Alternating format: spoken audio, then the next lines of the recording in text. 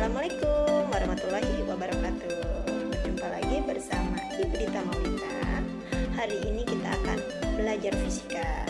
Sebelum masuk ke materi fisika, jangan lupa subscribe channel Ibu dan juga tekan tombol lonceng yang ada di sebelah kanan kalian. Terima kasih. Wassalamualaikum warahmatullahi wabarakatuh. Assalamualaikum warahmatullahi wabarakatuh. Selamat pagi anak-anakku semuanya. Semoga kalian sehat selalu. Pada materi kali ini, kita akan membahas dinamika gerak partikel. Ibu Dita akan menjelaskan bahwa benda bisa bergerak karena ada penyebab, yaitu gaya. Gaya bisa berupa tarikan maupun dorongan.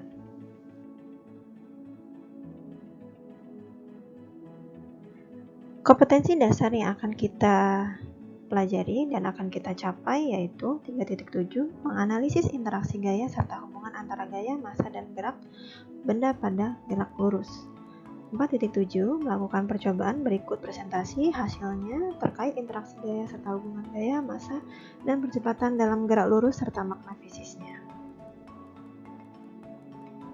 Materi dinamika gerak partikel terdiri dari hukum Newton 1, 2, 3, kemudian beberapa macam gaya berat, gaya normal, gaya gesek, dan gaya sentripetal. Berikut penerapan hukum Newtonnya, dan terakhir tugas yang bisa nanti kalian kerjakan.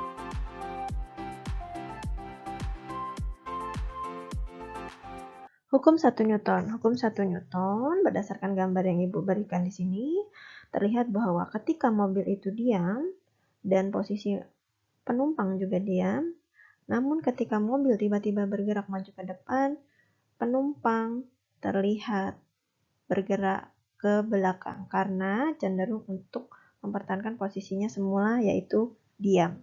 Maka resultan gayanya pada hukum 1 Newton adalah di mana sigma F sama dengan 0. Inersia yaitu kelembaman. Jadi pada konsep hukum 1 Newton, adanya inersia yaitu kecenderungan suatu benda untuk tetap mempertahankan keadaannya, atau biasa disebut juga kelembaman, yang kalau bahasa kita kemalasan, malas untuk bergerak dan malas untuk berdiam jika sudah terlanjur bergerak.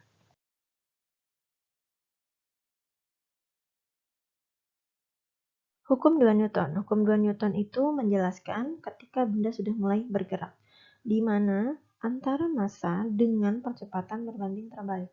Ketika massa benda besar, maka percepatan yang akan dialami oleh benda jika diberi gaya yang sama dengan benda yang kecil, yang massanya lebih ringan, itu akan menghasilkan percepatan yang lebih lambat.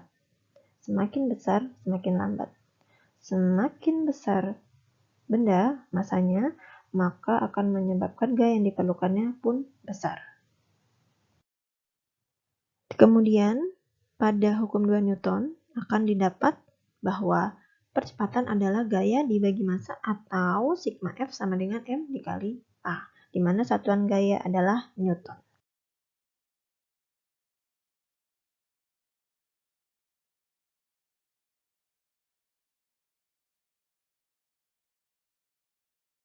Gaya aksi reaksi. Pada hukum ketiga Newton, aksi akan menghasilkan reaksi. Semakin besar aksi, maka reaksi yang timbul pun akan semakin besar.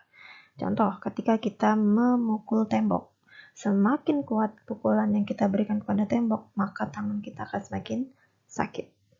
Jika yang diberikannya kecil gayanya, maka tangan kita tidak akan terlalu sakit. Jadi, dapat disimpulkan bahwa gaya reaksi adalah sama dengan gaya aksi. Gaya berat. Gaya berat digambarkan dengan tanda panah yang arahnya ke pusat bumi sebagai vektor, di mana W sama dengan M dikali G. Jadi, gaya berat dipengaruhi oleh gravitasi bumi.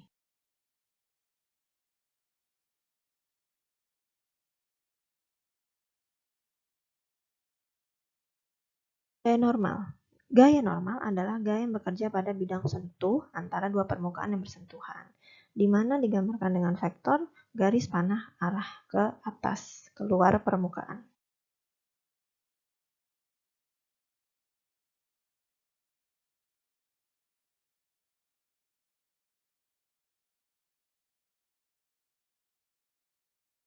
Gesekan yaitu gaya yang timbul akibat adanya gaya gesek antara permukaan dua benda yang bersentuhan, yang arahnya melawan atau menahan gerak suatu benda. Jadi, gaya gesek itu misalnya kita beri gaya F ke kanan, maka gaya geseknya akan ke kiri. Begitupun sebaliknya.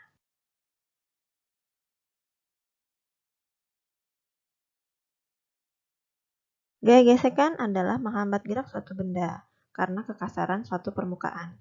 Kekasaran lantai atau permukaan dinyatakan dengan koefisien gesekan.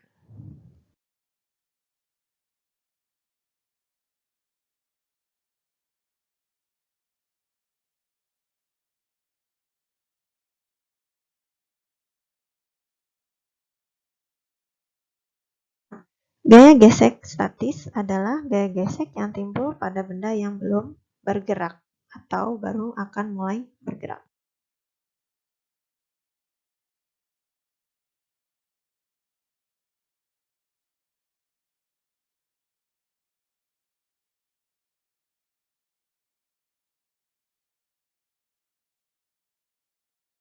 Gaya gesek kinetis adalah gaya gesekan yang terjadi pada saat benda bergerak, yang disebut dengan FK, di mana FK adalah mu K, koefisien gaya gesek kinetis, dikali dengan gaya normal benda.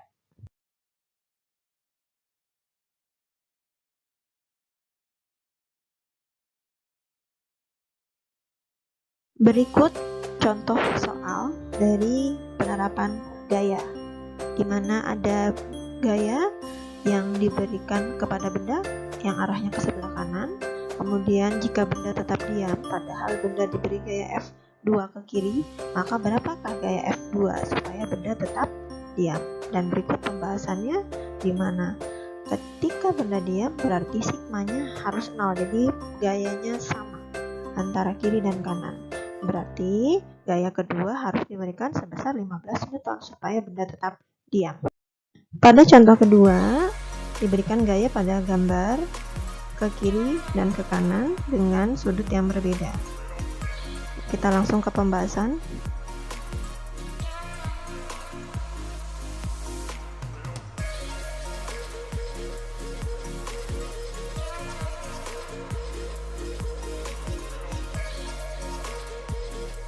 Ikut pembahasan untuk soal kedua tadi, contohnya dimana sigma F sama dengan M dikali A.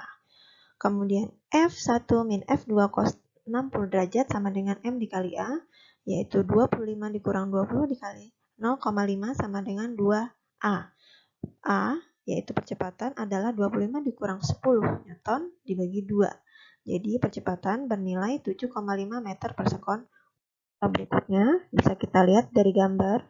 Sebuah balok diberi gaya sebesar 300 Newton ke arah kanan, kemudian balok bermasa 10 kg. Diletakkan pada lantai kasar, berarti dia akan timbul koefisien gesek. Nah, nanti akan ada muncul gaya gesek.